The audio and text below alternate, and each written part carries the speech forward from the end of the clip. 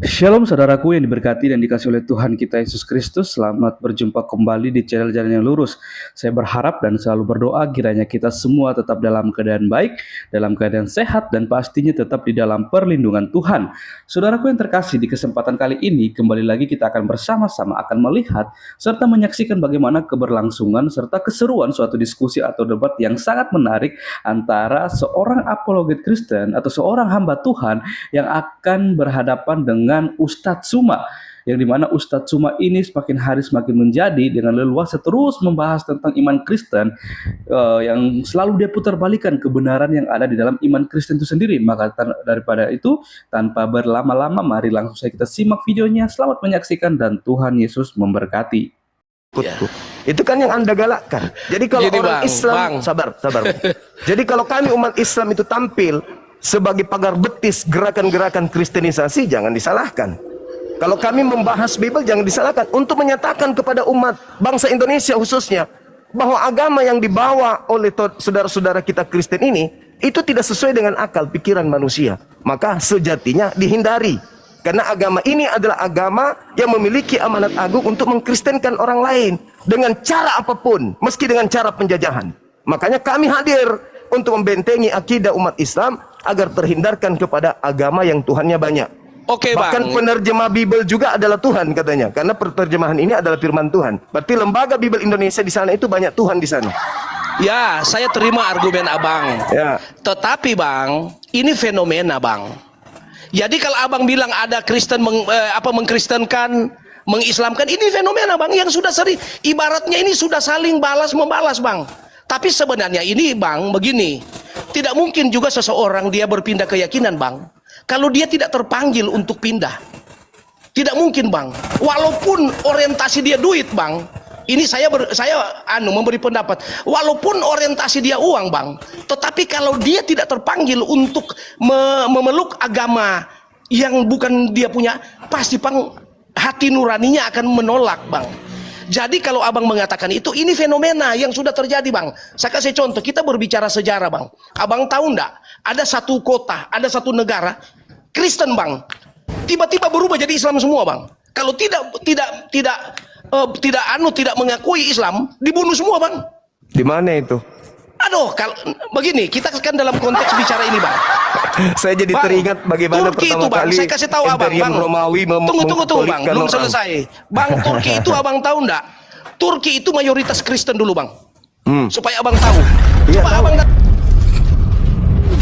Sahabat-sahabat dimanapun berada, saya Zulkifli M. Abbas mengharapkan sahabat-sahabat semua untuk kemudian mensubscribe, like, dan juga men-share channel kita ini. Salam Tauhid, salam satu Tuhan. Ya, itu pendapat Abang. Bukan pendapat saya. Hargai, makanya Abang. coba kita pendapat uji. Abang saya hargai. Sekarang kita uji. Adakah Yesus memberikan validasi? Adakah Yesus memberikan legitimasi terhadap penulis-penulis Bible saudara? Lah kalau berbicara legitimasi Bang, Abang buka di Matius 28 tadi. Matius 28:19, itu legitimasinya. Bapak, Yesus sebelum keluar dari kubur, itu setelah makhluk Kristus ini keluar dari kubur, sebelum penangkapan pun di dalam Yohanes 17:8, Yesus sudah menamatkan ajarannya, dan tidak pernah Yesus mengatakan pergilah. Malah di Matius 10 nomor 5 nomor 6 Yesus berkata, jangan kau ke bangsa lain. Jadi yang keluar dari kubur itu bukan anak Maria, itu Kristus lain, Pak Pendeta. Saya menghormati pendapatmu Abang. Saya tidak membantah. Saya tidak membantah pernyataan Abang. Tetapi argumen kami mau mengatakan bahwa yang keluar dari kubur itu sesungguhnya dia sendiri Bang. Oh enggak. Sekarang saya tanya nih. Makanya saya bilang, saya menghargai pernyataan Abang. Tetapi Abang tidak bisa merubah cara berpikir kami Bang. Paling tidak kita diskusikan kan? Iya. Untuk membuktikan kepada hal yang banyak. Oke, sekarang Kristus telah menebus Kristen dari kutuk hukum Taurat dengan jalan menjadi kutuk. Saya tanya kepada saudara, apa dosa Yesus sampai dia dikutuk? Ini berarti Abang tidak tahu kronologinya. Saya tahu. Abang mau dengar saya kasih kronologinya? Silakan. Jadi begini Bang. Yesus itu, dia kan tadinya, kalau di dalam Yohanes 1, ayat 1 itu kan dia adalah firman. Dia sudah ada sejak dulu kala bang. Tetapi munculnya Yesus itu nanti ketika di abad modern ini, di abad pertama tahun Masehi, ya abad pertama tahun. Jadi begini bang, sebenarnya Yesus tidak usah bicara Yesus, Allah tidak perlu inkarnasi jadi manusia kalau Adam dan Hawa itu tidak jatuh ke dalam dosa. Boleh kasih dalil? Tunggu bang, saya belum selesai karena ini mesti dijelaskan. Iya, saya tahu Anda akan menjelaskan tentang bohong waris. Tunggu bang, saya dulu bang. Jadi akibat Adam dan Hawa itu jatuh ke dalam dosa bang, maka Allah berinisiatif kan putus hubungan, diusir mereka dari Taman Eden. Dalilnya bahwa Adam mewariskan dosa mana? Tunggu bang, ini kita bicara sejarahnya. Kan mereka dikeluarkan dari, bukan dibuat-buat bang. Saya tetap meyakini bahwa iya, itu di Kejadian itu bang. Kejadian mana? Saya cerita dulu ini bang. Nanti saya buka DP ayat, tapi abang dengar dulu. Karena abang minta argumennya kan. Ya. Jadi ini penyebabnya Allah berinkarnasi jadi manusia atau Yesus datang ke dalam dunia. Penyebabnya cuma satu bang. Yaitu apa? Membereskan kutuk dosa yang diikat oleh iblis kepada manusia, sehingga itu harus diputuskan bang. Karena kalau itu tidak diputuskan bang, maka manusia sampai dunia sekarang tidak ada jalan untuk selamat. Menurut dalil. Tunggu bang, menurut iman Kristen, sehingga dia perlu datang. Makanya Yohanes 3 ayat 16 berkata, karena begitu besar kasih Allah akan dunia ini, sehingga ia mengaruniakan anaknya yang tunggal, supaya setiap orang yang percaya kepadanya tidak binasa. Abang percaya bilang tadi di Galatia 3 ayat 13 tadi, bahwa Yesus mengambil kutuk itu bang. Dengar dulu. Yesus mengambil kutuk dosa itu dari manusia untuk ditimpahkan kepada dirinya. Itu maksudnya. Sekarang Yesus ini Tuhan bang, bukan manusia. Begitu. Dalil. Dia tahu. Dalil. Begitu bang. Dalil dosa waris dari Adam mana? Dosa waris dari Adam dan Hawa itu bang, ketika mereka Tuhan melarang jangan makan itu. Dalilnya bang, dalilnya. Ya ini yang dalilnya yang saya bicara. Mana mereka itu? Makan buah yang Tuhan larang. Iya, mana di dalam dalilnya? Kitab Kejadian. Di mana dalilnya Adam mewariskan dosa? Siapa mewariskan dosa? Adam. Begini bang, itu tidak perlu dikatakan di mana dia mewariskan dosa. Tapi intinya bang, bahwa manusianya itu sudah kehilangan kemuliaan Allah. Maka dalam kitab Roma berkata, karena manusia sudah berdosa dan sudah kehilangan kemuliaan Allah, maka yang saya minta satu-satunya harus mati. Saudara yang paham tentang kejadian itu kan orang Yahudi. Jangan Kristen. Kalau Kristen ini kan muatannya politik dari Roma. Oh, belum tentu bang. Sekarang mana buktikan? Yahudi banyak tidak tahu itu bang. Oke, kalau begitu minta dalilnya. Ada mewariskan dosa, mana dalilnya? Kalau kalimat ada mewariskan dosa, tidak perlu bang. Itu lalu namanya, dari mana konsepnya? Namanya sudah jatuh ke dalam dosa. Dari mana konsep Kristen mengambil dosa waris itu dari Adam kalau tidak ada dalil? Itu tadi di dalam Roma. Karena manusia sudah berdosa. Roma itu ajaran Kristus yang datang kepada Paulus yang bukan Yesus. Ini kan. Gitu. Jadi ini masalahnya. Loh, karena Yesus sendiri, Paulus. Yesus sendiri pernah nggak mengajarkan dosa waris, Pak? Yesus. Maksudnya dosa waris apa ini, bang? Iya, Yesus sendiri pernah nggak mengajarkan tentang Adam mewariskan dosa kepadanya? Ada ya, nggak perlu lah, bang. Itu apa dia mau ceritakan itu, bang? Tetapi, bang, begini, bang. Ada hal-hal yang diceritakan Yesus tidak tercatat di dalam Bible. Ya, tapi ini yang paling prinsip karena kematian si Kristus ini itu karena nebus dosa Adam. Kenapa Yesus tidak mengajarkan itu? Kok munculnya di Kristen? Ya iya, karena memang cuma Kristen yang bisa tahu itu, bang. Berarti karangan Kristen. Karena Musa tidak mengajarkan, Yesus tidak mengajarkan. Bukan, bang, bukan begitu. Lalu jadi begini, Yahudi itu yang menjadi penyebab mereka tidak melanjutkan fakta-fakta sejarah maupun fakta keimanan karena mereka tidak terima Yesus sebagai Mesias. Itu aja. Iya, Mesias sebagai orang yang diurapi, bukan sebagai Tuhan. Iya, Yesus itu memiliki gelar Mesias. Iya, gitu, Kristus. Bang. Iya, dia Kristus itu apa menurut abang? Ya Kristus itu ya hamba yang menderita, ya Mesias itu. Hamba, bukan Tuhan kan? ini di dalam tradisi Yahudi, Bang. Iya, memang harus Yahudi kan menanti Mesias. Iya, karena Tunggu, dia Bang. yang punya konsep Mesias itu dari Yahudi, bukan dari Kristen. Memang dari Yahudi, Bang. Jangan lupa Berarti Yesus Yahudi. ketika berbicara mengenai Kristus, berarti dia manusia kan? Iya. Kenapa jadi Tuhan di Kristen? Nah, ini kan Abang perlu dijelaskan. Silakan. Jadi begini, Bang. Nubuatan tentang Yesus itu sudah muncul ribuan tahun sebelumnya, Bang. Di mana itu munculnya? Nubuatan banyak sekali, Bang. Di Musa pun mana? sendiri bernubuat tentang Mesias yang akan datang. Iya, Mesias Yesaya, yang, Bang. Mesias yang akan datang manusia atau Tuhan? Mesias. Yang datang ya Mesias itu berupa manusia.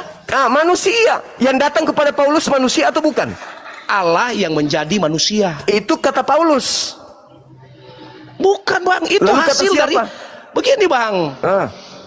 Ini kenapa orang Kristen meyakini bahwa Ya, semua orang tulisan Kristen, Paulus, orang Kristen yang saya minta Yesusnya. Dengar dulu, Bang.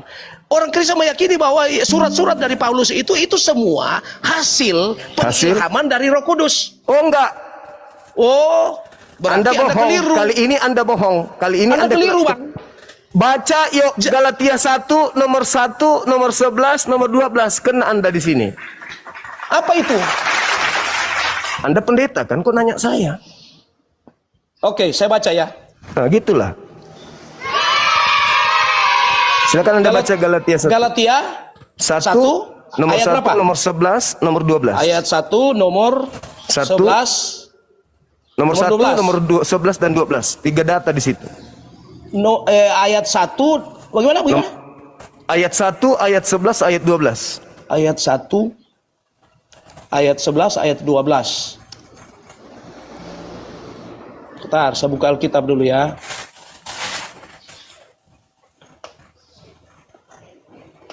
Oke, Bang. Nah, Silakan. saya baca ya, saya baca Sip. ayat 1 ya. Dari Paulus seorang rasul, bukan dari manusia, bukan pula oleh seorang manusia. Ini maksudnya menceritakan bahwa Paulus jadi rasul bukan dari manusia, ya, melainkan oleh Yesus Kristus, Allah Bapa yang telah membangkitkan dia dari antara orang mati. Ya. Lalu penegasannya di nomor 11. Oke. Sebab aku Ditegaskan menegaskan kembali. kepadamu, saudara-saudara, bahwa Injil yang ku beritakan, Paulus maksudnya yang Paulus beritakan, bukan Injil menurut manusia. Oke? Ayat 12, karena aku bukan menerimanya dari manusia. Oke? Juga bukan diajarkan kepadaku oleh manusia. Oke, tetapi aku menerimanya dari penyataan Yesus Kristus. Lalu Roh salahnya di Kudus, mana? Roh Kudus atau Yesus Kristus? Yesus Kristus. Tadi Anda mengatakan Roh Kudus. Yesus Kristus, Roh Kudus juga sendiri, Bang. Di mana dalilnya? Yang mana? Yesus adalah Roh Kudus. Bang, Yesus itu begini. Bang, Yesus ini kan begini. Ketika dia datang ke dalam dunia, Bang, dengar ya. Ketika dia datang ke dalam dunia, dia dalam rupa manusia. Tapi Abang jangan lupa bahwa natur sebagai Allah menempel di dalam hidupnya. Kata siapa? Loh, makanya firman jadi manusia. Yohanes 1 ayat 1 pada mulanya kata siapa? adalah Kata siapa, Pak? kata Ini kan Yohanes. tadi Anda Kata mengatakan Yohanes. Paulus menerima Injil dari Roh Kudus. Ternyata menurut dia terima dari Yesus Kristus yang bukan manusia. Berarti bukan anak Maria. Anak Maria itu manusia. Abang lari dari ini, Bang. Dari konteks Anda yang ini. lari. Anda mengatakan Bang, tadi saya dia baca- menerima saya dari baca Roh ulang, Kudus. Bang, saya baca Anda ulang. mengatakan Saya baca ulang, Paulus Bang. menerima dari Roh Kudus. Tapi Bukan menerima faktanya dari Yesus. Kudus, menerima dari Yesus. Anda mengatakan Ini dari ditulis- Roh Kudus tadi. Bukan. Dengar dulu, Bang. Justru Abang karena coba tanya. itu saya minta Anda menunjukkan Galatia 1 supaya Anda buktikan bahwa Paulus itu bukan dari Roh Kudus, tetapi Tunggu, Bang. dari Yesus Kristus. Sebab aku menegaskan, saya baca ulang ya. Sebab Ya. aku menegaskan kepadamu, saudara-saudara, bahwa Injil yang Kita sudah deal kuberitakan di situ. itu Dari bukan Yesus. dari manusia, toh? Dari Yesus. Karena aku ya juga pertanyaan bukan saya, dari, Pak. Tetapi Pertanyaan saya. menerimanya dari pernyataan Yesus Kristus. Sekarang pertanyaan saya, Yesus mengatakan dalam Yohanes 16 nomor 7 sampai nomor 15, aku memang harus pergi, sebab kalau aku tidak pergi, roh kebenaran itu tidak akan datang kepadamu. Yang datang setelah Yesus pergi siapa, Pak? Menurut Yesus, roh kebenaran kan? Ya. Yang datang kepada Paulus siapa? Yesus, Roh Kudus. Iya, yang datang kepada Paulus begini bang. Bang, coba dengar dulu. Paulus itu tidak pernah bertemu dengan Yesus. Paulus tidak pernah bertemu dengan Yesus. Saya tepuk tangan untuk secara itu. Secara manusia. Lah, memang Yesus ini pernah bukan secara manusia. Dengar dulu bang. Secara manusia. Yesus pernah berubah menjadi bukan manusia. Dengar dulu bang. Paulus itu secara manusia tidak pernah bertemu. Nanti Yesus sudah mati, sudah ke surga sana, baru dia bertemu secara pribadi dengan Yesus. Bukannya Yesus dalam bentuk Roh Kudus. Yang datang itu bukan diriku, tetapi Roh kebenaran. Iya. Berbicara roh kebenaran itu bang, sudah merangkap bahwa dia itu adalah Roh Kudus sendiri. Di mana dalilnya Yesus adalah Roh Kudus? Abang kan selalu tanya di mana dalilnya. Ya harus. Kalau agama kita itu Pak berdasar dalil. Pak. Kalimat itu bang, sudah mengikat dari pertanyaan abang. Agama kita itu harus berdalil Pak. Ini namanya kitab Bible. Tunggu bang, saya terangkan dulu yang abang punya maksud tadi. Bahwa Paulus itu bertemu dengan Yesus ketika Yesus sudah ke surga. Loh, yang datang setelah aku bukan aku. Kata siapa? Kata Yesus. Iya, terus? Berarti yang datang bukan aku, tapi siapa? Roh Kudus. Ya, aku enggak itu. Aku enggak. Aku enggak. Abang ini Pak Jawa. Ini Roh Kudus sama enggak dengan Yesus? Ya, bagaimana? Roh Kudus dengan Yesus sama enggak? Nah, kita kalau mau berbicara Roh Kudus dengan Yesus, Yesus dengan Bapa, itu kita mau masuk ke konsep Tritunggal. Saya tidak mau masuk di situ, Bang. Saya tidak mau masuk di situ, Bang, karena kita sudah mau berbicara Tritunggal ini. Teman-teman.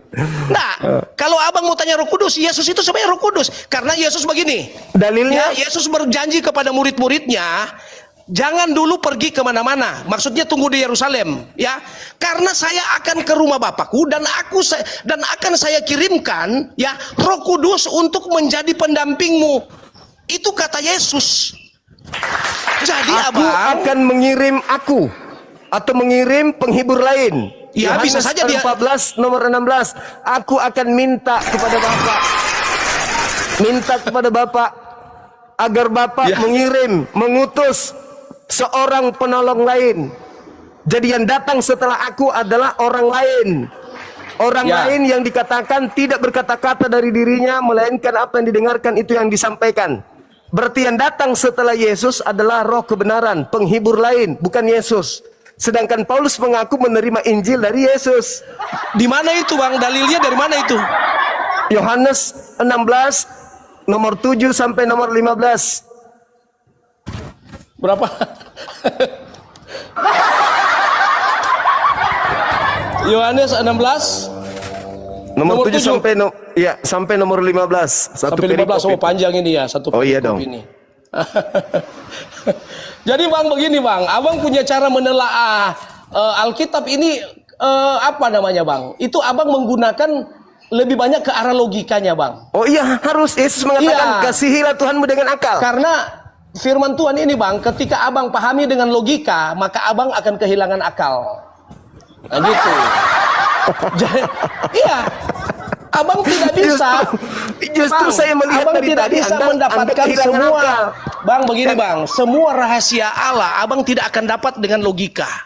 Bang, jadi buat tidak akan apa? dapat. Jadi yang membedakan kita dengan makhluk lain itu apa? Jadi begini Bang, orang yang sesungguhnya bisa memahami tentang Allah sesungguhnya, dia harus mengalami Yesus dulu dalam hidupnya. Oh, hati-hati. Itu karena Bang. Yesus berkata, waspadalah kepada penyesat yang datang kepadamu dengan memakai nama Yesus. Itu peringatan Yesus. Oleh karena itu kami bahwa hati-hati. satu saat nanti akan datang penyesat-penyesat. Namun Yesus tidak mau mengatakan penyesat itu siapa. Penyesat Yesus itu hanya mau apa? mengatakan, memberi penguatan kepada murid-muridnya bahwa kalian itu waspada. Ya, bahwa akan itu datang penyesat. apa? Penyesat itu tidak perlu mencari gelarnya siapa, Bang. Yang intinya penyesat. Anda kehilangan akal.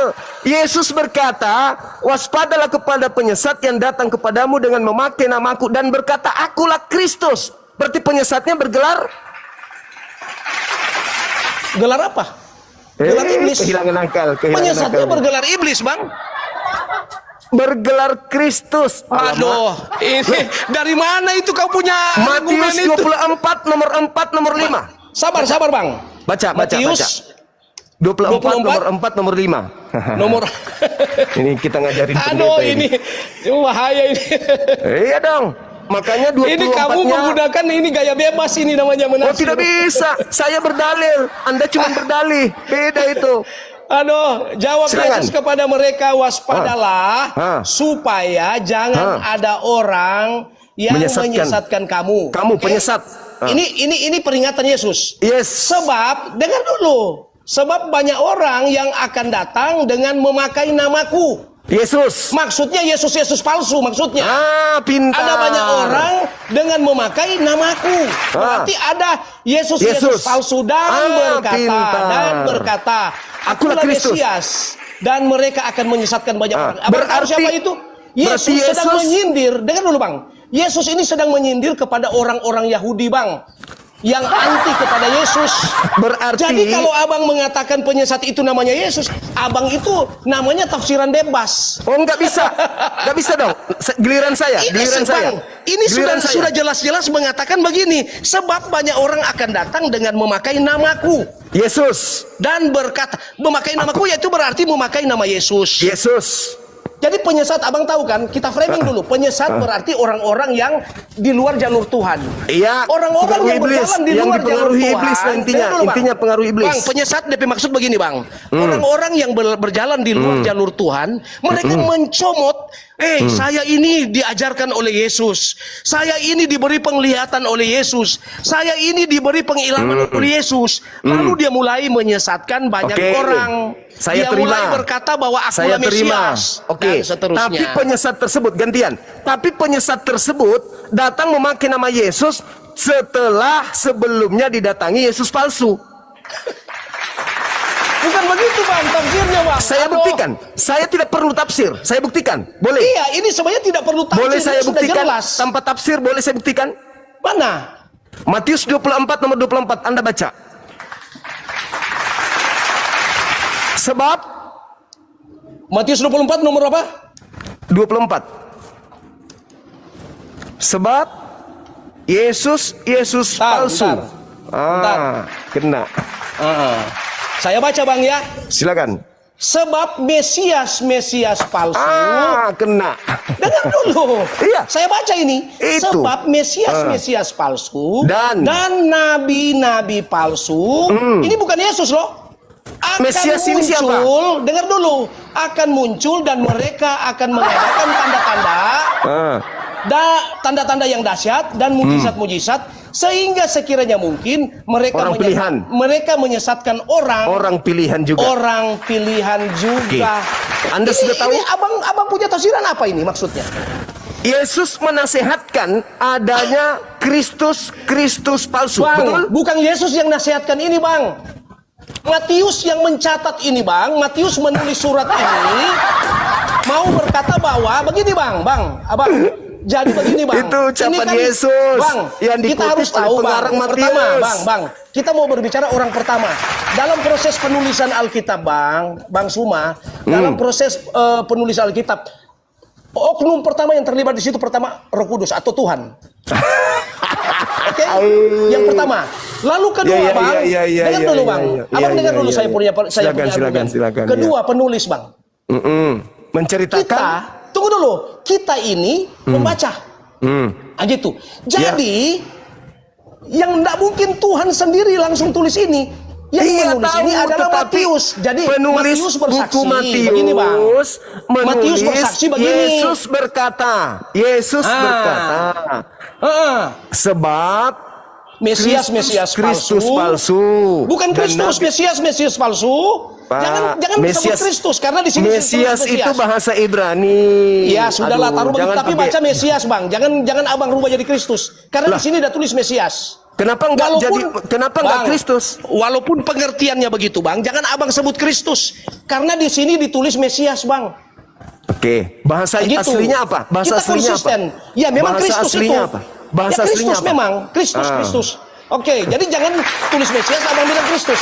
Jadi saya baca ulang, sebab ini Matius yang menulis. Berusaha Ibaratnya Bapak Bang ini, Matius berusaha. mengatakan begini, hei umat-umat, ini Tuhan dah sampaikan kepada saya, tulisnya begini. Waspada kepada sebab Mesias palsu dan nabi palsu itu akan Mesias muncul. itu oknum nggak? Oknum nggak itu? Tunggu dulu Bang, akan muncul dan mereka akan mengadakan tanda-tanda yang dahsyat dan mujizat-mujizat. Seperti keluar ini palsu dari kubur. semua Bang, yang palsu semua, sehingga sekiranya mungkin mereka menyesatkan murid-murid pilihan. Yesus. Oke. Orang pilihan juga. Orang pilihan itu orang. Berarti begini Bang, ini tidak perlu ditafsir bahwa Iya, nggak perlu. Yesus mengatakan kepada Matius, kau sampaikan bahwa hati-hati. Ada Mesias palsu yang mau datang di antara kalian. Ada nabi-nabi palsu yang datang di antara kalian. Mereka akan muncul, akan membuat mujizat-mujizat. Gitu. Tetapi yang dimaksud mujizat bukan mujizat dari Tuhan. Nah, sekarang mujizat-mujizat dengan ilmu-ilmunya dia, jampi-jampinya. Untuk membedakan Mesias asli dan Mesias palsu menurut Yesus itu apa pembedanya? Di sini terakhir. Ajaran Bang, ajaran. Enggak, Anda masih nihil ilmu berarti. Coba Anda mundur. Coba mundur di data nomor 3 Matius 24. Murid-muridnya di Bukit Zaitun bertanya kepada gurunya Yesus, "Guru, ya paman, apa tanda kedatanganmu?" Tanda kedatangan Mesias asli Bang, apa? Begini Bang, saya cuma mau kasih masukan. Abang ini sudah masuk endingnya Pak. Ini abang punya gaya tafsir, ya. Lu kok gaya tafsir abang. Yesus lu yang abang ditanya. menggunakan gaya tafsir abang tanda sendiri. Kedatanganmu, kalau kamu yang datang apa tandanya, kalau yang palsu datang apa tandanya? Itu saya terakhir sangat, Pak. Begini Bang, saya sangat menghargai ajaran abang, ya, isi Quran. Saya sangat menghargai. Ada satu kawan berkata begini, saya diskusi dengan Muslim. Dia bilang begini Bang sama saya, Quran ini punya kaidah, punya apa namanya norma-norma untuk bagaimana cara menafsirnya. Tidak boleh menafsir sembarang. Bang, Kristen juga begitu Bang. Jadi Alkitab juga Bang, tidak boleh abang tafsir semaunya apa. Saya tidak menafsirkan. Logikanya abang itu saya yang terima. tertulis. Alamak. Bang, logika abang saya terima. Tetapi tafsirnya saya tidak terima Bang. Loh, saya tidak Buktinya, menafsirkan. Sekarang Buktinya, begini. Bang, ini ketika di dalam Yesus Matius ditanya, 24 ayat 24 tadi Bang, abang saja mengalami kesulitan menafsir. Oh tidak. Padahal ini sangat mudah Bang. Memang mudah. Ada Mesias caranya palsu. abang menghubungkan Ada Mesias ini dari palsu. Yesus atau dari bukan? Saudara, ada Mesias palsu kan? Iya, Mesias palsu. Mesias palsu itu mengatasnamakan siapa? Yesus atau mengatasnamakan Paulus? Mengatasnamakan Yesus. Berarti Mesias palsunya mengaku Yesus. Oh bukan. Iya, di sini abang sesat tafsir. Jadi oknum ini mengaku Mesias. Oknum ini mengaku Mesias mengatasnamakan siapa? Bang, oknum yang mengatakan Mesiasnya ini kan kembali kepada tradisi Yahudi. Yahudi menantikan Mesias. Iya, makanya saya katakan ketika ditanya oleh muridnya, "Guru, apa tanda kedatangan Mesias asli dan apa tanda kedatangan Mesias palsu?" Lalu Yesus mengatakan, "Kalau aku yang datang, matahari menjadi gelap. Di mana bulan itu? Bulan tidak bercahaya, bintang-bintang berjatuhan." Di mana itu? Dalilnya di mana? Anda pendeta kan? Enggak tahu dalilnya di mana? Kalau Anda tahu, coba Anda enggak tahu di mana? itu. Saya mau buka dulu. Belum pernah saya temui itu, Bang. Mana? Itu, Bang. Abang. Tanda-tanda kedatanganku. Tanda-tanda kedatanganku seperti kilat yang menyambar dari timur sampai ke barat. Demikianlah kedatangan Anak Manusia nanti. Tanda-tanda ini menyertai matahari sabar. Matahari tidak bercahaya menjadi gelap, bulan tak bercahaya, bintang-bintang berjatuhan, kuasa-kuasa langit berguncang, akan nampak diriku di tengah langit.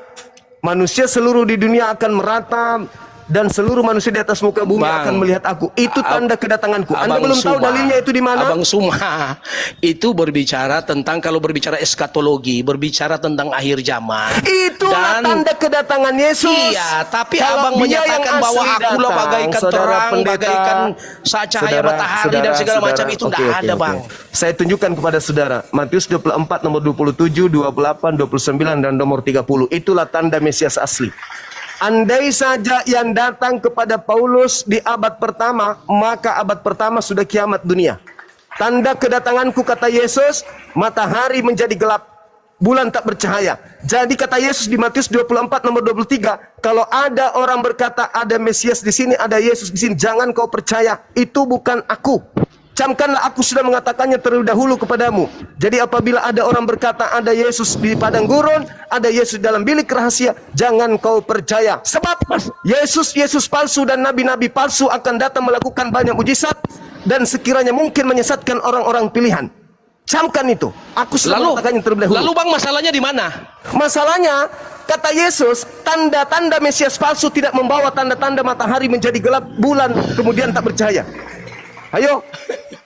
Abang, itu abang, kita berbicara dalam konteks eskatologi dengan berbicara Saya dalam paham konteks tafsiran surat ente Paulus, itu. Bang. Berbicara Bang, mengenai disertasi eskatologi Anda itu. Bang, Anda bisa disertasi berbicara saya, hal Bang. tersebut, Abang, saudara. disertasi Anda saya mentafsirkan eskatologi, Bang. bebas Bible Anda sendiri. Abang, disertasi saya eskatologi, Bang. Saya Jadi paham kalau abang setinggi Anda mau apapun bicara di ilmu ranah, Anda. Ingat, saudara, iblis itu pintar. Iblis itu cerdas. Sekarang saya tanya sama saudara. Menurut Yesus, ketika ditanya di Bukit Zaitun oleh guru muridnya, apakah Yesus menyebutkan tanda-tanda kedatangannya atau tidak?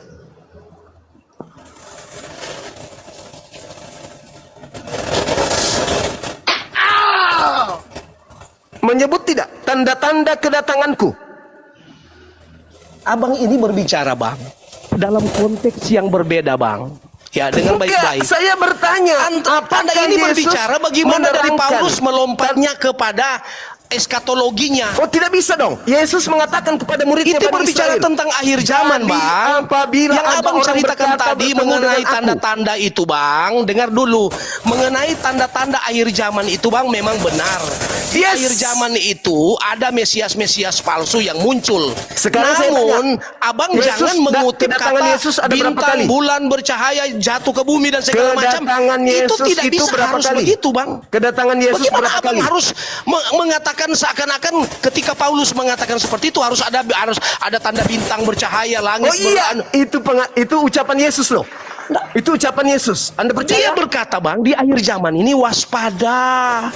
Artinya akan ketika datang Yesus sudah datang, Bang. Pak Pendeta, kalau yang datang itu Yesus, maka kiamat.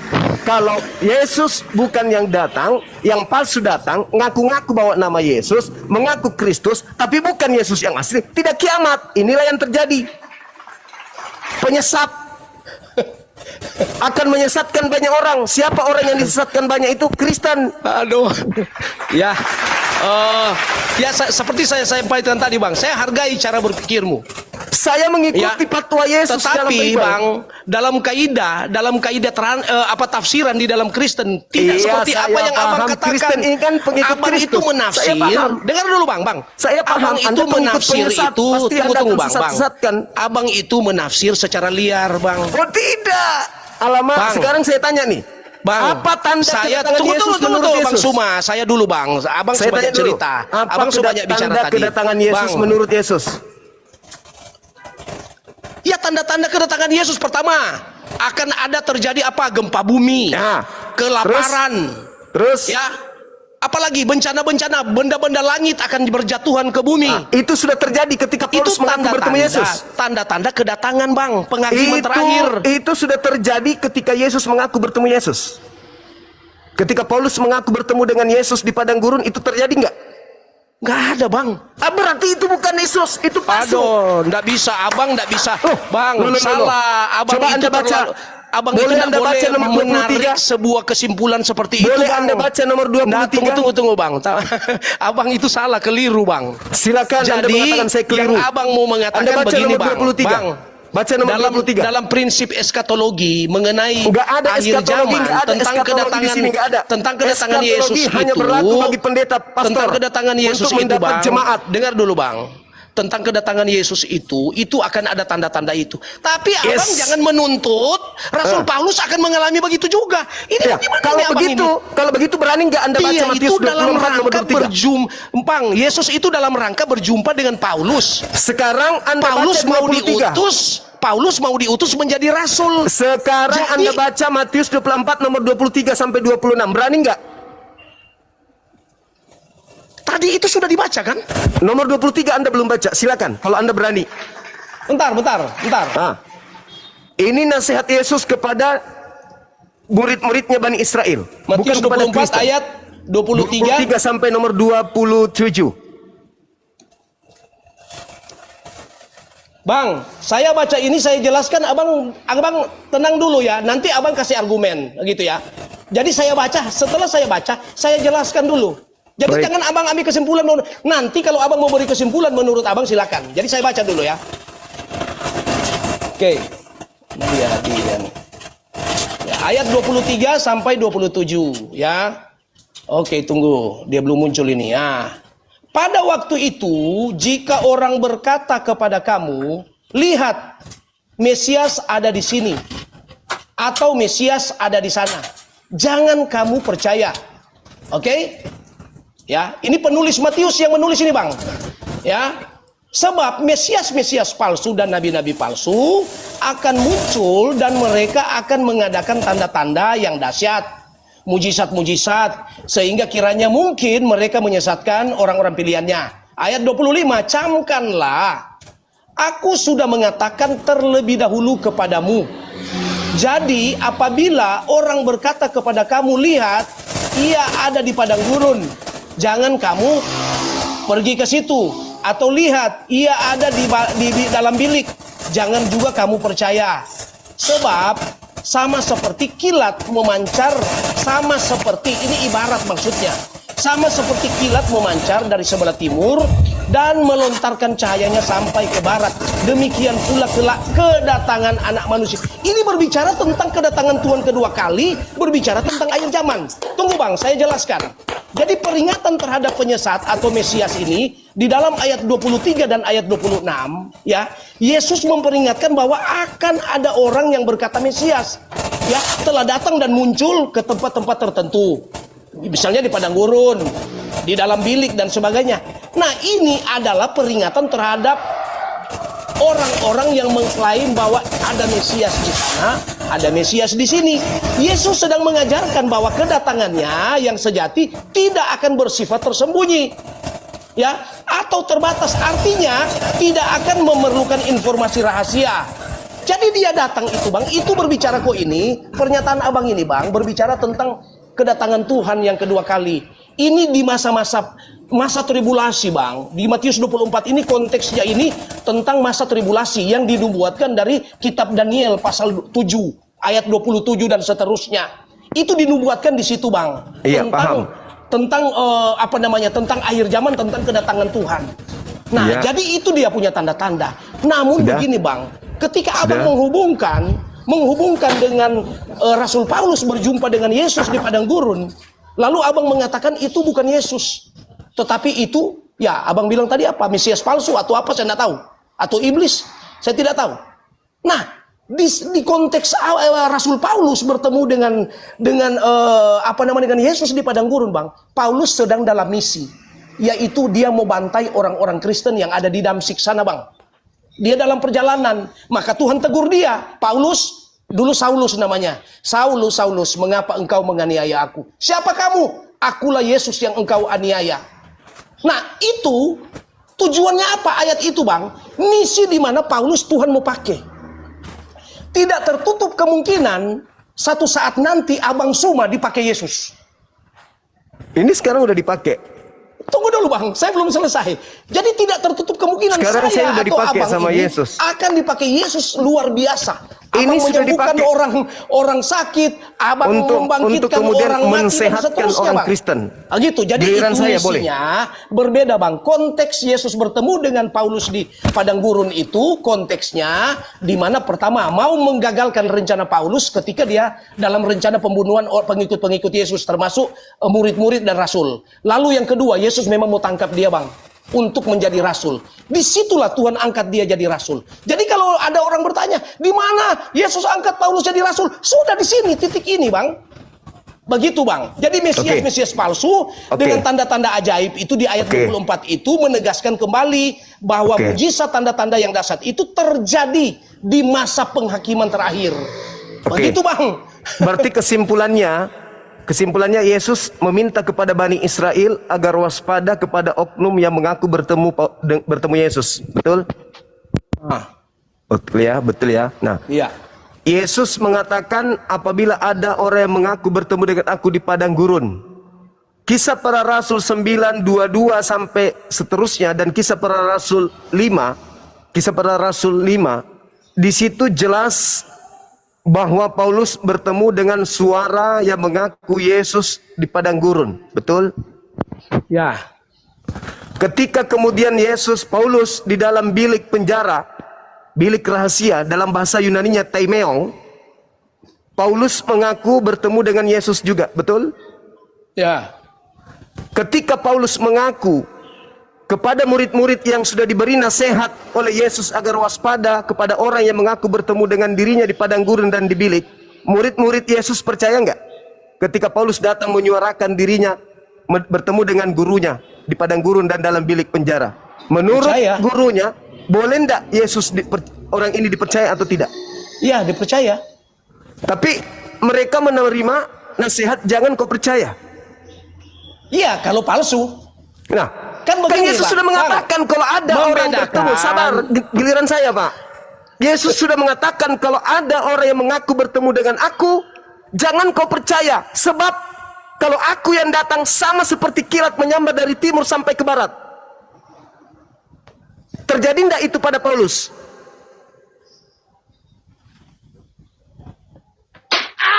Terjadi enggak? Ada cahaya dari timur sampai ke barat. Orang Papua tahu, orang Indonesia tahu, orang Malaysia tahu. Terjadi enggak? Apa? Saya mau jawab. Iya, terjadi tidak pada Tunggu Paulus? dulu, ada cahaya. saya jawab ya. Ada cahaya dari timur sampai ke barat. Terjadi enggak? Saya jawab, Bang. Terjadi enggak? enggak? Ini dari tadi tidak paham maksud saya.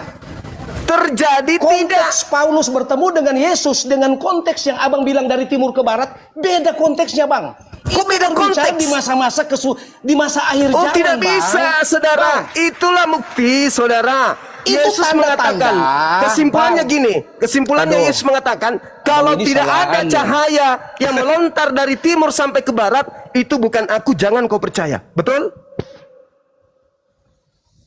Bukan begitu, Bang. Loh, itu kata Yesus. Nggak ada di mana itu?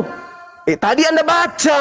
Nggak ada, tapi Yesus bilang tanda-tanda itu maksudnya kata Yesus bahwa akan kalau ada orang yang berkata ada Yesus di padang gurun, ada Yesus di dalam bilik, jangan kau percaya, sebab sama seperti kilat, dari timur sampai ke barat.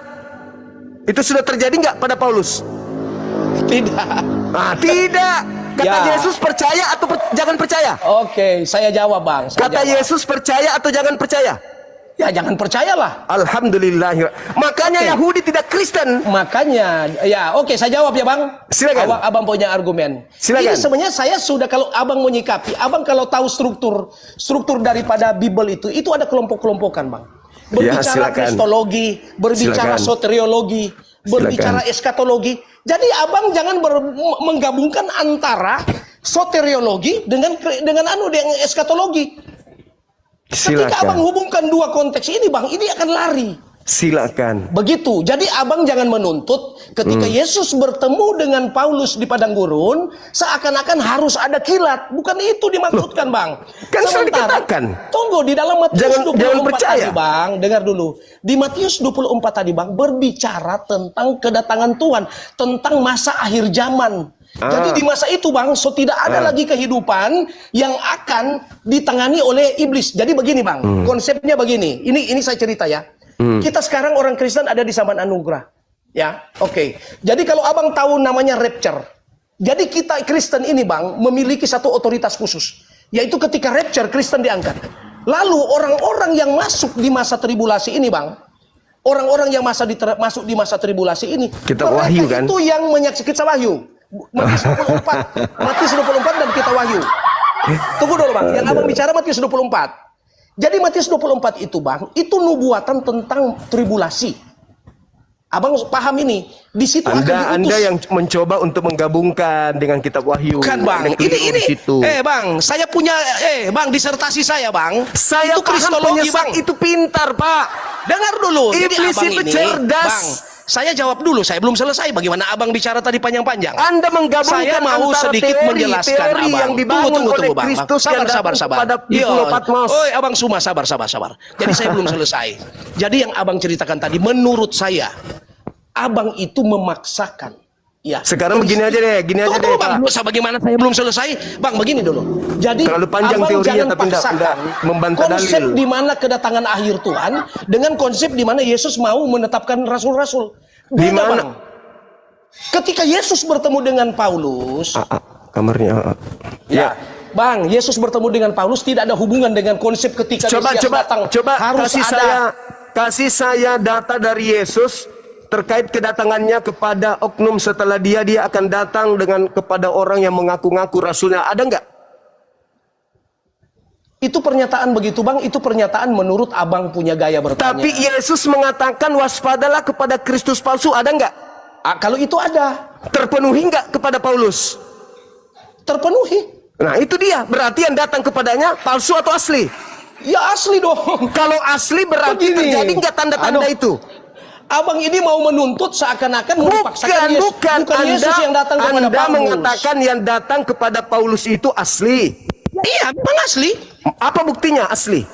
Buktinya apa yang Yesus sampaikan kepada dia terpenuhi. Yang mana? Kapan Yesus datang kepada dia? Satu, Paulus dalam misi pembantaian atas pengikut-pengikut Kristus. Saya kasih data kepada Anda. Itu terpenuhi. Tunggu dulu, Bang. Itu terpenuhi. Saya bantah itu, saya bantah. Anda baca Lukas 21. Saya habis bicara dulu, baru abang saya dulu. Baca Lukas 21 nomor 8. Waspadalah kepada penyesat yang datang kepadamu dengan memakai namaku dan berkata, akulah dia. Waktunya sudah dekat, jangan kau percaya. Baca nomor 12-nya. Tapi sebelum penyesat itu datang memakai namaku, terlebih dahulu kamu ditangkap, disesah, dipenjara. Itu siapa pelakunya? Kutanya dulu. Siapa pelaku penyesat, penangkap dan yang memenjarakan murid Yesus? Siapa? Jangan tertawa dong. Jangan tertawa dong. Yang mereka ini, Bang, siapa? Adalah orang-orang Yahudi, Bang. Paulus atau bukan? Bukan. Pembohong. Paulus hanya menyaksikan. Tadi mengatakan Paulus memiliki misi.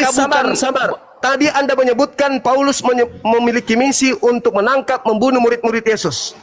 Sedangkan Yesus menubuatkan dalam Lukas 21 nomor 8. Waspadalah kepada penyesat yang datang kepadamu dengan memakai namaku dan berkata, akulah dia. Saatnya sudah dekat, jangan kau percaya. Nomor 12-nya, namun sebelum penyesat itu datang, sebelum itu terjadi, terlebih dahulu kamu ditangkap, kamu disesah, kamu diserahkan ke rumah-rumah ibadat. Saya tanya sama saudara sekarang, siapa pelakunya? Paulus. Bagus. Berarti penyesatnya siapa?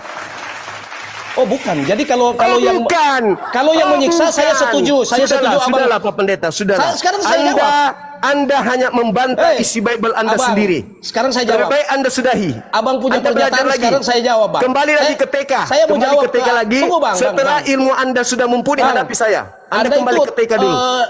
Tafsirnya terlalu sesat, Bang. Oh, jadi tidak begini, bisa. Bang. Itu bukan yang tafsir. Saya bertanya. Menurut saya tafsir saya sesat. bertanya dan Anda sudah Bang, menjawabnya. Bahwa yang menganiaya murid Yesus adalah Paulus. Karena Paulus belum bertobat pada waktu itu. Aduh, bagaimana caranya dia bisa menyesatkan kalau dia tidak bertobat? Waktu itu Paulus belum bertobat, Bang. Baca Matius 12 nomor 40. Iya. Matius 12 itu tidak berbicara tentang itu, hanya saja penyesat-penyesat. Dia berbicara tentang orang yang bertobat. Iya, tetapi Paulus tidak ada. Setelah bertobat, dia kerasukan 8 roh jahat sehingga dia lebih jahat daripada yang semula. Bagaimana abang mau jangan samakan Paulus sudah bertobat dengan Paulus yang belum bertobat. Sekarang boleh Anda baca Matius 12. Yang engkau katakan begitu itu yang mengasakan bahwa murid-murid Yesus dirajam dengan batu itu. Memang Paulus menyaksikan. Paulus Paulus belum bertobat, boleh Anda baca. Abang semua kamu ini sesat sekali berpikir. Matius 12, Anda boleh jadi baca Anda mau bikin bahwa seakan-akan orang tidak ngerti. Begini, Bang, itu memang kalau Anda mengatakan Paulus yang melakukan benar, tetapi Paulus belum bertobat pada waktu itu. Baca Matius 12 nomor 43 sampai 45 baca. Jadi begini, Bang, kita kembali tadi abang bilang yang menyesalkan orang-orang Kristen. Paulus, saya mengatakan benar karena Paulus waktu itu belum bertobat. Paulus belum terima Yesus. Itulah yang dikatakan oleh Yesus. Zaman perjalanannya Matius, Markus, Lukas dalam perjalanannya waktu Yesus masih hidup, konteksnya berbeda dengan Yesus sudah mati bertemu dengan Paulus. Yesus sudah di surga. Mati tidak ada. Yesus sudah di surga, Bang. Baru dia datang kepada Paulus. Lalu Paulus bertobat. Paulus mengalami kebutaan, dia bertobat, Abang. Bagaimana Abang mau paksakan? Boleh baca Matius 12 seakan-akan Paulus yang apa boleh namanya? Anda baca Matius 12 gak terkait dengan Paulus? Tunggu dulu Bang, saya belum selesai jelaskan. Abang harus dulu konfirmasi ini Bang, bahwa Abang pertanyaan tadi itu Bang berbeda dengan Paulus yang sudah bertobat. Makanya coba Anda jelaskan sama saya. Betul, Anda sudah mengaku. Yang saya mengaku tadi Bang, dengar dulu. Yang saya mengaku tadi bahwa benar Paulus yang melakukan, karena pada waktu itu Paulus masih jadi penganiaya, belum menjadi petobat. Nah, penyesat itu terlebih dahulu menganiaya murid Yesus kan? Iya memang penyesat. Lalu saya tanya sama Abang, penyesat itu menurut Abang siapa? Paulus dong. Oke, baik. Yesus berkata, saya buktikan. Boleh saya membuktikan kalau penyesatnya Paulus? Tahu banyak tentang Bible, tetapi Abang tidak bisa sampai memiliki daya tafsir yang dikaruniakan oleh Roh Kudus, Bang. Abang tidak dipakai oleh Roh Kudus. Jadi Abang menggunakan bahasa-bahasa yang kontroversi, Anda ditertawakan sama jemaat. Sekarang begini. Abang menggunakan bahasa-bahasa yang kontroversi, Abang. Saudara, begitu. Yesus jadi berkata, kalau Abang waspadalah kepada penyesat yang datang kepadamu dengan memakai namaku dan berkata, akulah Kristus, dia akan menyesatkan banyak orang. Tolong tunjukkan banyak orang yang disesatkan oleh Kristus ini mana? Saya cuma mau katakan Abang, lihat konteks kalau berdiskusi, Bang. Jangan ajari saya tentang Bible, konteks di mana Yesus sudah mati. Dari tadi yang ngajarin Yesus Anda masih saya. hidup. Yang Yesus dari tadi itu saya yang ngajarin Anda, bukan Anda yang ngajarin saya. Yesus Anda punya title. Bang, title itu, ijazah itu hanya bukti kalau Anda punya sekolah, tapi bukan bukti Anda punya ilmu. Bang, SLB juga punya ijazah, SLB juga punya titel. Jadi begini Bang, beda ijazah, beda sertifikat dengan ilmu. Paulus tidak pernah sekolah, Yesus tidak pernah sekolah, Lukas tidak pernah sekolah. Aduh ini baru kau ini namanya kamu ini memang gagal paham. Paulus ini Bang, orang Farisi. Dia itu sebagai orang Farisi, Bang. Saya hanya memancing Anda. Paulus dikatakan sebagai ahli Taurat. Sekarang Anda masuk ke dalam Matius 12 nomor 43 sampai nomor 45. Dia belum bertobat itu, Bang. Di situ ada orang Farisi yang bertobat. Dia belum bertobat.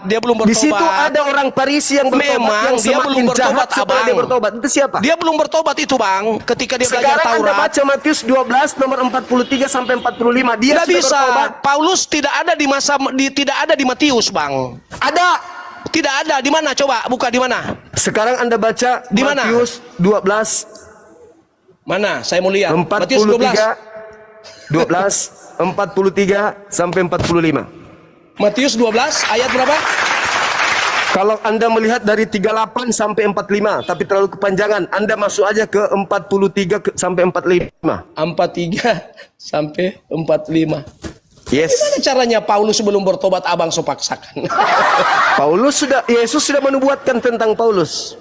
Tapi dia belum bertobat, Abang. Iya, justru karena setelah bertobat dia semakin gila. Jadi baca dalil. Dia itu, Bang, sebelum saya baca, Bang, dia itu memang dipakai Tuhan. Tuhan siapa? Rasul Paulus.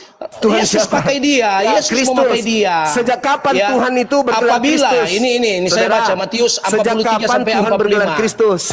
Bang, apabila roh jahat keluar dari seseorang, ia mengembara ke tempat-tempat yang tandus, mencari perhatian, dan ia tidak mendapatnya. Lalu ia berkata, aku akan kembali ke rumah yang telah ditinggalkan itu. Maka pergilah ia, mendapati rumah itu kosong, bersih, tersapu dan rapi teratur. Lalu ia keluar dan mengajak 7 roh lain yang lebih jahat daripadanya, dan mereka masuk ke situ dan tinggal di situ, sehingga keadaan orang itu akhirnya lebih buruk daripada keadaan semula. Demikian juga akan terjadi pada angkatan ini. Mana Paulus di situ, Bang? Angkatan jahat siapa? Jangan, Bang. Baca Anda itu selalu menuntut boleh saya jelaskan boleh? Dia tanya sama abang, di Saya mana ada jelaskan tertulis boleh? Paulus di sini? Saya jelaskan boleh? Abang ini bersaksi palsu terus. Saya jelaskan Sudah boleh? bang, nggak usah Saya lah, jelaskan abang boleh? terlalu memaksakan. Saya jelaskan Bible boleh? ini mau jadi jalan pikiran abang. Kalau Anda orang terpelajar, bisa, Bang. boleh saya menjelaskan? Tidak ada Paulus di sini, bang. Saya Lebih boleh baik Anda menjelaskan? batal.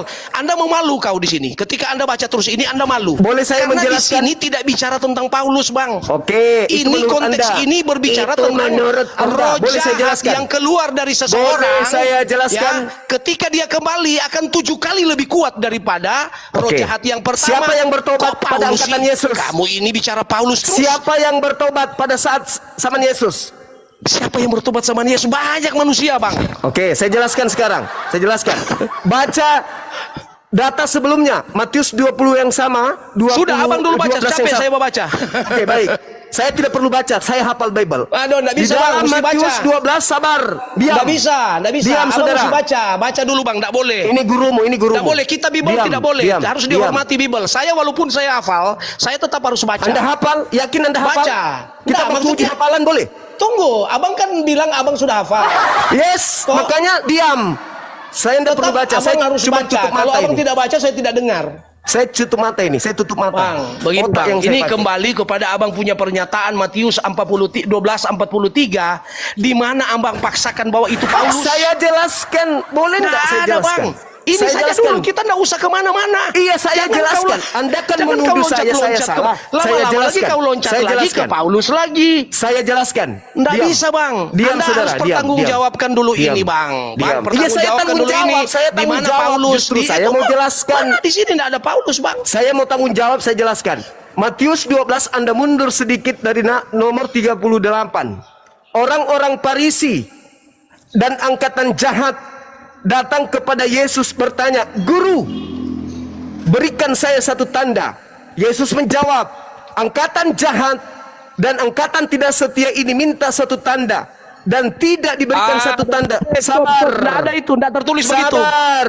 Abang, bukan begitu. Sabar. Ini nggak boleh. Abang melanggar. Sabar. Nggak boleh. Saya nggak. Sabar, Bunyinya sabar. begini. Mending saya baca. Angkatan jahat dan Bang, angkatan tidak setia semua. ini minta Abang satu semua, tanda dan saya tidak baca akan saja. diberikan Lebih baik satu saya tanda baca. apapun Supaya orang yang kecuali tanda mendengar. Yunus. Dengar Sebab dulu. Yunus 3 Abang, hari 3 malam dalam perut ikan. Tidak Demikian ada juga di anak manusia kata-kata akan di sini, berada dalam Bang. perut bumi 3 hari 3 malam. Nah ada beda dengan abang baca, beda dengan ini. Angkatan jahat Pada minta waktu itu satu tanda. berkatalah beberapa ahli Taurat kepada orang Farisi, "Guru, kami melihat suatu tanda daripadamu." Nah, lalu Kami melihat. Tidak ada kata melihat di situ. loh, di sini ini melihat. Kami meminta. Nggak ada, di sini melihat. Kalau ada, Kamu buka. Kalau ada saya berhenti. silakan Anda buka. Anda kan yang membaca. Ini saya sudah buka ini, Bang. Silakan. Pada waktu itu berkatalah beberapa ahli Taurat dan orang Farisi kepadanya, "Guru, kami ingin Kami melihat." ingin melihat, bukan kami ingin meminta, bukan kan? Makanya Kami jangan ingin. bilang melihat kamu putar lagi ke Kami tempat lain. kami ingin Melihat suatu berarti dia tanda meminta. daripadamu. Kami ingin melihat berarti dia meminta kan? Bukan melihat kan? Kami melihat, bukan. Kami Bagaimana ingin meminta dengan melihat? Kami Beda. ingin meminta. Beda. Nggak ada itu. Kamu baca Bible ulang. Nggak ada. Di sini Ingin melihat berarti meminta. Nggak boleh dong. Udah tulis kok melihat, kamu mau putar ke meminta. Iya, Anda kan membaca. Nggak Kami boleh, Bang. melihat. Nggak Padahal boleh. itu bukan melihat. Dia Baca yang mengatakan, tertulis, Bang, Abang. Kami ingin melihat berarti dia meminta. Kami ingin melihat betul, bukan Kata meminta. inginnya Anda hilangkan. Kata inginnya tadi Anda hilangkan. Kami ingin melihat, Itu bukan baru meminta. betul. Itu baru betul. Melihat Kami dengan ingin meminta beda, melihat. Abang. Kami ingin melihat satu meminta tanda. dengan melihat itu beda, Abang. Aduh, Anda kau tadi ini mengatakan paksa-paksa kami terus ingin, begitu. Kami melihat. Nggak bisa, tadi Anda Bang. menghilangkan. Tadi Anda Aduh, menghilangkan kata ingin. Pak. Udahlah pendeta. Anda harus banyak belajar. Jadi Anda di itu situ, cuma orang Farisi, saya orang sudah baru Farisi kali ini saya disebut- diskusi dengan kamu. Dengar, saya lihat dengar. di sini titik-titik Dengar. kesalahanmu. Dengar. Banyak Orang Farisi- pelanggaran etika Orang daripada Farisi Bible ini disebut yang kamu angkatan lakukan. jahat atau angkatan benar? Kutanya dulu. Kalau orang tidak baca Bible, tersesat dengan perkataanmu. Udahlah, nggak usah kau di situ, nggak usah kau ngemis-ngemis di situ. Kamu Sekarang baca, yang saya tanya sama saudara. kita tulis lain, kok kamu baca Sekarang lain? saya Bagaimana minta kepada caranya? saudara. Nggak bisa, Bang. Bagaimana kamu itu menggunakan kalimat-kalimat kitab kok berbeda dengan apa yang kau bilang? Anda tadi membaca loh, saya menghafal loh. Anda membaca, saya meminta, saya melihat, kami melihat. Kamu padahal itu, kata ininya ada di situ. Saya sudah bilang tadi, saya diskusi dengan kawan Islam, dia berkata kepada saya dan saya setuju. Dia berkata sekarang kepada begini, saya, Quran ini tidak boleh sembarang ditafsir. Saudara, saya makanya saya saudara, juga tidak mau jahat ini orang Parisi bukan? Quran, Bang. Angkatan jahat ini orang Parisi bukan? Semua sudah kumpul semua, Bang. Termasuk orang Anda. Parisi atau bukan? Termasuk kamu. Orang Parisi atau bukan? Farisi dan kamu. Mulai gila dia. Makanya gila bagaimana? Puluhan. Bang, standar gila itu. Standar Kristen. Gila. Mana ada saya di situ? Bang, standar Kristen kamu sesat. Kamu yang sesat karena kau mengikuti Paulus. Standar Kristen kamu sesat. Kamu yang sesat. Karena ini perpuluhan. Kan, di sini baru saya dapat kamu. Kamu yang sesat. Ternyata kamu tidak punya pengetahuan apa-apa. Kamu yang tidak punya pengetahuan. Saya ngajarin kamu Bible dari tadi. Ngawur ternyata sekarang kamu ini. Baru kali ini saya diskusi denganmu. Angkatan jahat orang Farisi. Baru kali ini saya diskusi denganmu. Aneh semua yang kau sampaikan. Angkatan jahat orang Farisi kan? Kau hubungkan antara Paulus yang Yesus angkat jadi rasul dengan masa di mana kedatangan penghakiman terakhir. Apa urusannya? Paulus itu rasulnya si Kristus palsu itu. Nah, ada. Jadi kalau orang Paulus itu orang tidak paham, Yesus palsu. Bang, abang terima Yesus kasih. Terima palsu kasih. yang Kalau mengutus abang Paulus. tidak paham dengan itu, Bang, abang ini, aduh, Bang, kalau abang bilang siapa yang mengutus salah Paulus satunya itu abang. Yesus palsu. Bang, yang mengutus kalau abang tanya, Paulus, Farisi itu penyesat betul, termasuk kamu. Oke, terserah. Struktur kalau dalam sisi Bang, di sisi pemahaman Alkitab, Bang, abang tergolong terserah. Iya. Yang mana yang orang Farisi, saya atau Paulus? Farisi itu termasuk kamu. Itu Farisi, Bang. Begitu, Bang. Itu kan kamu dia mengakui bahwa benar dia adalah Farisi. Benar kan? Kamu ditertawakan jemaat kan? dengan mengatakan semua setuju bahwa Farisi. dia dikatakan dia Farisi. Bang, sekarang saya tanya kamu abang. yang ditertawakan jemaat. Bang, sekarang saya tanya, Bang. Abang percaya Yesus enggak? Yang datang kepada Bani Israel saya percaya. Itu maksudnya, Bang. Orang yang tidak percaya Yesus Farisi. Itu dan maksudnya. Yang percaya kepada Yesus yang datang kepada Paulus itu adalah penyesat. Saya tidak mau masuk ke situ, pertanyaan Bang. Saya ulang pertanyaan saya. Apakah Paulus atau saya yang orang Farisi? Bagaimana? Abang hidup di abad sekarang. Abang hidup di abad sekarang, mana abang tahu dengan kehidupan mereka di abad ratusan tahun, ribuan tahun yang lalu, Bang. Bagaimana ini abang ini? Yang mana yang seangkatan Yesus? Peristiwa ribuan tahun lalu, Bang. Yang seangkatan Yesus saya atau Paulus? Samakan dengan pandangan sekarang. Aduh, ini abang ini sesat betul ini. Yang mana yang seangkatan Yesus? Saya atau Paulus? Bang, saya tidak mau masuk ke situ karena abang punya pertanyaan ini lebih banyak. Ngawur, Bang. Ngawur. Jadi kalau dalam struktur Alkitab, Bang, angkatan jahat itu tergolong Farisi. Orang Farisi minta satu tanda Farisi, Bang. Tidak akan diberikan satu tanda. Yang dimaksud dengan Farisi itu, Bang, orang yang memutar-mutar balikan Bible pada hari ketiga. Orang yang memutar-mutar balikan kebenaran itu Farisi, Bang. Begitu. Jadi abang ini saya lihat dari tadi, saya lihat ya, Bang, ya dari tadi, Bang. Saya tidak menghujat abang, saya tidak menghujat keyakinan abang. Saya tidak. Karena saya tahu konsekuensinya ketika menghujat agama lain, Bang. Itu konsekuensi bukan dengan dunia, Bang, tapi dengan Tuhan, Bang. Saya tidak bicara dunia, Bang, tetapi konsekuensi dunia itu datang, dia akan memuliakan aku. Ini yang sedang saya lakukan. Saya sedang memuliakan Yesus. Gini, Bang Suma. Kembali kepada tema, Saudara, Matius 12. Saya bingung dengan kau ini. Adalah Paulus, orang Farisi itu adalah Paulus, yang mengajarkan bangkit pada hari ketiga itu adalah Paulus, yang bertobat itu adalah Paulus, yang kerasukan 8 iblis itu Paulus. Bang, orang di Matius tidak ada yang Paulus, disesatkan Bang. oleh Kristus palsu itu Abang adalah Suma, pengikut Paulus, disebut Kristen. Iya, Abang Suma, saya mau terangkan ulang. Abang jangan melawan kebenaran. Artinya fakta mencatat bahwa Paulus tidak ada di Matius. Kok abang paksa-paksa Paulus ada di Paulus Matius? ini orang Farisi bukan? Saya tidak. Kalau Anda berbicara orang Farisi, Bang, itu Anda berbicara melebar ke dunia umum sana, Bang. Nggak bisa. Lalu yang mengaku bertemu dengan Kristus siapa? Di Bang, antara yang orang hidup Farisi yang ada? hidup pada masa itu, Bang, bukan cuma Paulus, Bang. Ya, Farisi siapa ada orang banyak, Farisi yang Bang. pernah bertemu dengan Kristus yang lain? Siapa? Farisi yang pernah bertemu dengan Kristus banyak sekali, Bang. Di Siapa? bait suci itu udah banyak sekali, Bang. Ketika Yesus sedang mengajar, banyak Farisi. Ya, mana dia bertemu dengan Yesus, yang bertemu dengan Yesus? Banyak. Siapa? Orang-orang Farisi ketika Siapa? mereka katakan, guru, Iya, Tuhan, siapa? menurut Anda kami mau bayar Syukran, pajak kepada Akhi Bahar. siapa? Siapa Abang tahu nggak orang siapa itu Farisi yang mereka? bertemu dengan Yesus? Mereka mengatakan kami wajib bayar pajak kepada siapa? Yesus mengatakan kepada Kaisar. Nah itu Farisi semua itu, abang. Itu sebelum Yesus pergi. Setelah Yesus pergi, orang Farisi yang mengaku bertemu Yesus siapa? Orang Farisi bertemu dengan Yesus. Iya, siapa? Bang, Siapa? banyak Farisi sudah jadi pengikut Yesus. Enggak, yang bertemu Yang dengan ada- Yesus siapa? Farisi bertemu dengan Yesus banyak, Bang. Siapa? Yesus menampakkan Paulus. diri ketika Paulus dia satu. mati, Bang. Bang, dengar Yang dulu, kedua Bang. siapa? Bang. Nanti saya jawab. Yesus ketika dia mati, dia bangkit, Bang. Banyak orang Farisi melihat dia, Bang. Siapa? Satu Paulus, siapa lagi? Oh itu kalau bertanya Rasul, ya iya. Kalau berbicara Rasul, betul Paulus pernah bertemu, Bang. Iya, Memang siapa? saya tidak sangkal itu. Siapa orang Ketika dia Farisi yang bertemu bertemu dengan Yesus? Paulus, siapa lagi? Banyak. Siapa? Murid-muridnya kan banyak juga, Bang. Siapa? Aduh. Abang punya pertanyaan ini, maunya saya buka dulu Google, begitu? Iya, silakan. Lalu saya sebut satu-satu. Silakan. Saya tidak mau pakai itu, Bang. Tadi Intinya, katanya karena abang tanya ketika Yesus eskatologi. mati, Bang. Abang Soteriologi. ada satu film, Bang. Sosiologi, Bang, biologi. abang semua dengar dulu, Antropologi, Bang, sosiologi, ya. ada satu film. Ini cuma film, Bang. Ini film. Tetapi ditarik dari kisah-kisah nyata, Abang. Ya, Abang semua ini cuma saja. Jadi, Bang, ada dari Romawi. Ada dari orang Farisi, Bang.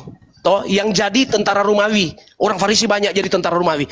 Nah mereka, Bang, mau ingin buktikan bahwa Yesus itu benar-benar bangkit atau tidak. Banyak dari mereka. Cuma, Bang, masalahnya tidak dicatat di dalam Bible. Pak, orang Tidak yang dicatat, dengar, Bang, di dalam kebangkitan Bible. hari ketiga itu tanda untuk angkatan jahat. Betul? Bangkit dari hari ketiga itu adalah tanda untuk angkatan jahat. Betul? Bukan. Kok Loh, tanda dari tadi angkatan jahat bagaimana jahat caranya? Ini, padahal Anda sudah baca dalilnya loh. Nah, angkatan ada. jahat ini Bagaimana minta satu angkatan tanda. jahat? Bang, angkatan maksudnya jahat begini. ini minta satu tanda dan tidak akan diberikan satu tanda apapun. Oh, itu waktu dia belum mati, Bang. Memang ada perkataan-perkataan itu, sindiran-sindiran langsung betul, dari Yesus. Betul. Angkatan Sindiran jahat langsung, diberikan angkatan jahat tanda. ini yang Apa tanda untuk angkatan jahat? Apa tanda untuk angkatan jahat? Bangkit hari ketiga, betul? Namanya angkatan jahat. Oh, kok angkatan jahat bangkit hari ketiga? Bagaimana kau ini? Lalu apa tandanya? Anda ini bikin ketawa orang aja. Orang Kristen dengar kau itu, makanya Bang. tamatkan baca Matius Abang, tadi, Pak. orang Kristen dengar kamu bicara ini, Bang. Matius tadi itu dibaca, Pak. Matius Orang Kristen 12 ketawa loh. dibaca. Di bawah ini orang Kristen ada banyak ini, Bang. Ini minta satu tanda dan Bagaimana tidak akan caranya diberikan ini, satu Abang tanda ini? apapun. Bang, Selain orang dari Kristen tanda lagi Yunus. nonton sama abang ini, Bang. Sebab Yunus, Oi, Abang. Yunus, Ada 6.000 orang Kristen lagi nonton abang. Abang punya percakapan ini. Demikian juga anak manusia 3 hari 3 malam dalam perut bumi. Betul? Aduh, bagaimana lah sudah jadi ke Yunus lagi? Ini apa ini?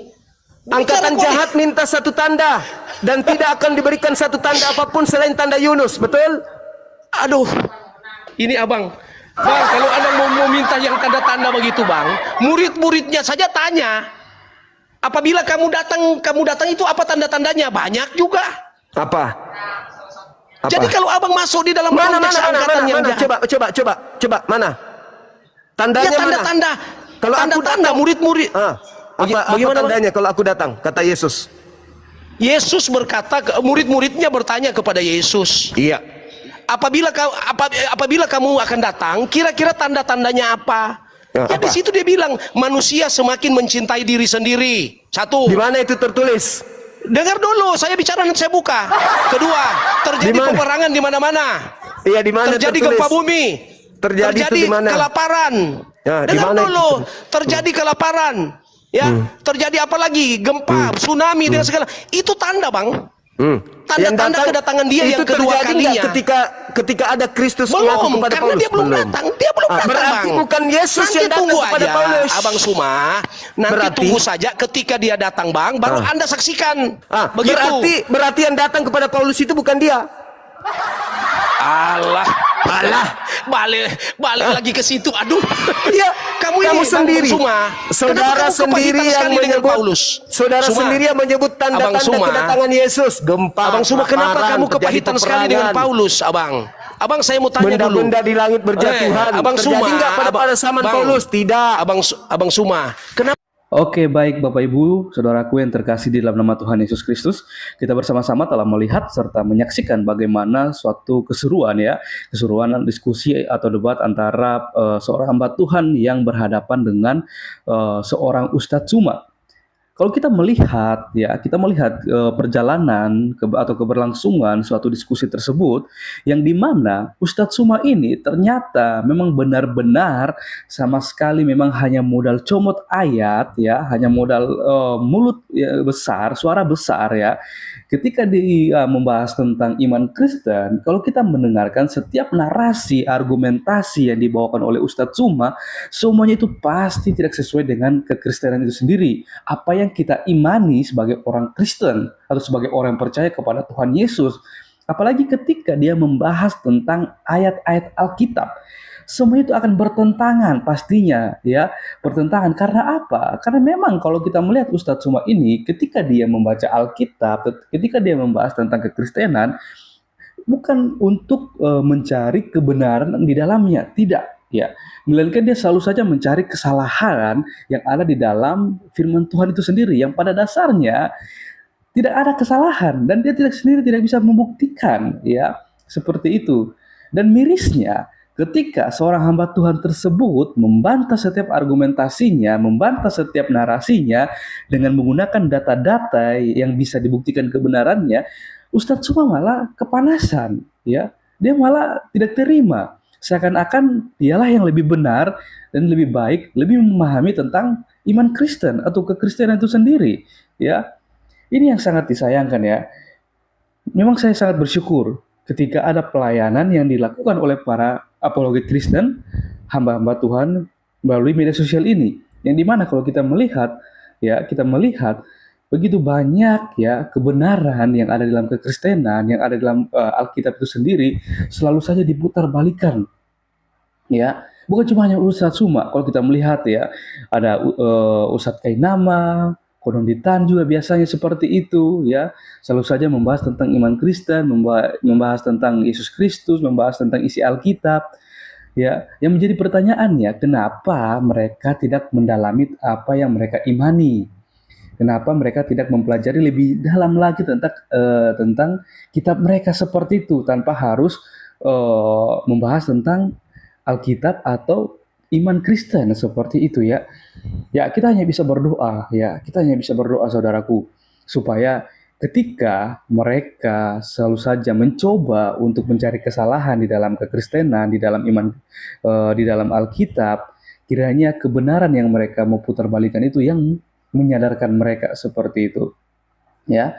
Dan kita terus mendukung pelayanan daripada teman-teman para apologet Kristen, hamba-hamba Tuhan yang melayani melalui media sosial, karena kita tahu bahwa ini merupakan pelayanan yang sangat luar biasa juga pastinya, ya, di mana ketika para apologet Kristen, para hamba-hamba Tuhan membuka suatu kebenaran melalui media sosial, kita rindukan banyak jiwa yang selama ini mungkin tidak memahami, tidak mengerti tentang kekristenan, ya, mereka boleh memberi diri, mereka boleh percaya kepada Tuhan Yesus sebagai Tuhan dan Juru Selamat dalam setiap kehidupan mereka, saudaraku, ya. Karena seperti firman Tuhan mengatakan bahwa karena begitu besar kasih Allah akan dunia ini, sehingga ia mengaruniakan anaknya yang tunggal, supaya setiap orang yang percaya kepadanya tidak binasa, melainkan beroleh hidup yang kekal. Kita bisa membacanya di dalam Yohanes 3 ayat yang 16. yang dimana firman ini boleh mengingatkan kembali kepada kita bahwa Allah begitu mengasihi seluruh umat manusia tanpa terkecuali. Ya, Allah tidak mau umat ciptaannya yang diciptakan menurut gambar dan rupa Allah itu jauh daripada Allah sendiri. Melainkan Allah mau supaya kita sebagai umat ciptaannya itu hidup berkenan di hadapannya. Seperti itu Bapak Ibu. Dan pastinya ya, kalau kita membaca lagi ayat Yohanes 3:16, setiap orang yang percaya kepadanya, kepada siapa? Kepada Yesus Kristus. Sebagai apa? Sebagai Tuhan dan Juru Selamat yang telah mati, bangkit, dan naik ke surga. Ya, kita yang percaya, pastinya kita telah memperoleh hidup yang kekal, hidup bersama Bapa di surga, kelak kekal di surga.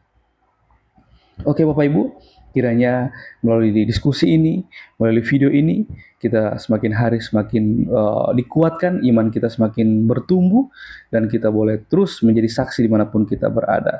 Demikian video saya di hari ini, sampai berjumpa di video-video saya yang selanjutnya. Kiranya Tuhan Yesus memberkati kita semua. Shalom.